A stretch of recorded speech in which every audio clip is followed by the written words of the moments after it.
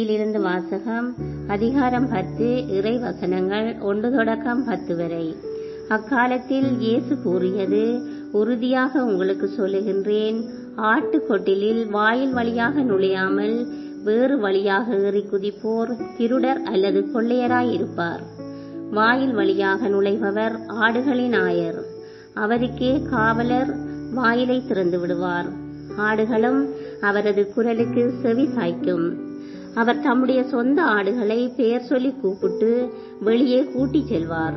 தம்முடைய சொந்த ஆடுகள் அனைத்தையும் வெளியே ஓட்டி வந்த பின் அவர் அவற்றிற்கு முன் செல்வார். ஆடுகளும் அவரை பின்தொடரும், ஏனெனில் அவரது குரல் அவற்றுக்கு தெரியும். அறியாத ஒருவரை அவை பின்தொடரா. அவரை விட்டு அவை ஓடி போகும், ஏனெனில் அவரது குரல் அவற்றுக்கு தெரியாது. இயேசு அவர்களிடம் உவமையாக இவ்வாறு சொன்னார். ஆனால் அவர் சொன்னதை அவர்கள் புரிந்து கொள்ளவில்லை. மீண்டும் இயேசு கூறியது, உறுதியாக உங்களுக்கு சொல்லுகின்றேன், ஆடுகளுக்கு வாயில் நானே. எனக்கு முன்பு வந்தவர் அனைவரும் திருடரும் கொள்ளையருமே. அவர்களுக்கு ஆடுகள் செவி சாய்க்கவில்லை.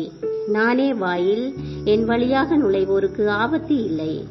அவர்கள் உள்ளே போவர், வெளியே வருவர், மேய்ச்சல் நிலத்தை கண்டுகொள்வர். திருடுவதற்கும் கொல்வதற்கும் அழிப்பதற்கும் இன்றி திருடர் வேறொன்றுக்கும் வருவதில்லை. ஆனால் நான் ஆடுகள் வாழ்வை பொருட்டு, அதுவும் நிறைவாக பெறும் பொருட்டு வந்துள்ளேன். இது இயேசு கிறிஸ்து வழங்கும் நற்செய்தி. கிறிஸ்துவே உமக்கு புகழ்.